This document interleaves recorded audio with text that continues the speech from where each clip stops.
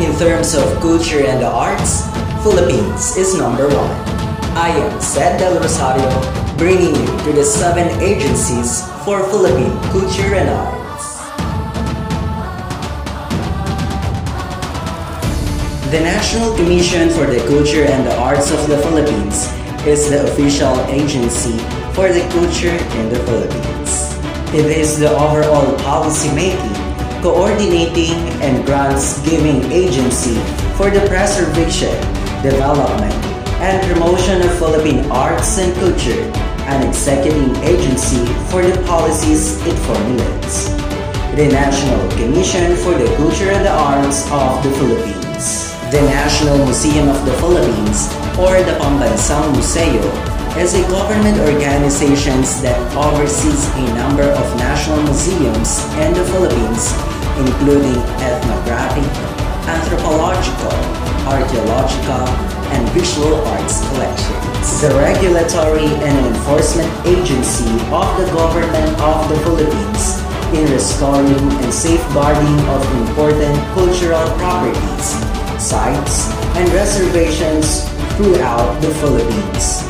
The National Museum of the Philippines. The National Historical Commission of the Philippines, or Filipino Pambansang Komisyong Pangkasaysayan ng Pilipinas, is a government agency of the Philippines. Promotion of Philippine history and cultural heritage through research, dissemination, conservation, sites management, and heraldry works. The National Historical Commission of the Philippines. The National Archives of the Philippines, or Filipino Pambansang Sinupan ng Pilipinas. It is a primary record management agency tasked to formulate and implement the records, schedule, and vital records protection programs for the government. It is an agency of the Republic of the Philippines, mandated to collect, store, preserve, and make available archival records of the government and other primary sources pertaining to the history and development of the country. The National Archives of the Philippines. The National Library of the Philippines, or Filipino Pambansang Aklatan ng Pilipinas, is the official national library of the Philippines. The library is notable for being the home of the original copies of the defining works of Dr. Jose Rizal, particularly the Noli Me Tangere, El Filibusterismo, and Mi Ultimo Adios.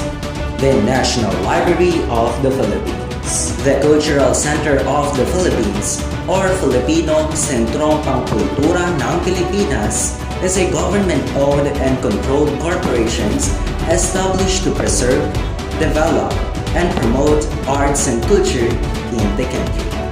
CCP provides performance and exhibitions venues for various local and international. Its artistic programs include the production of performances, festivals, exhibitions, cultural research, outreach, preservation, and publication of materials on Philippine art and culture. The Cultural Center of the Philippines. The Komisyon sa Wikang Filipino is the official regulating body of the Filipino language and the official government institution tasked with developing, preserving, and promoting the various local Philippine languages. Its purpose was to prepare for the nationwide teaching of the Filipino-based national language, Wikang Pambansa na batay sa Tagalog, by creating a dictionary and a grammar book with a standardized orthography.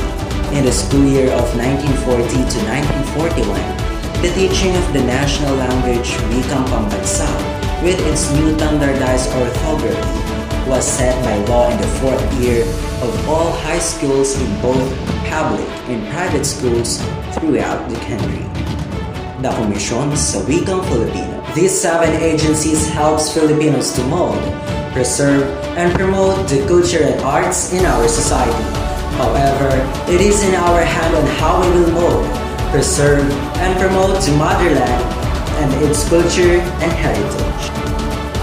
I am Cedric Del Rosario of Humanities and Social Sciences 12-2, reminding all the Filipinos that our culture and our arts is one of identity of our nation.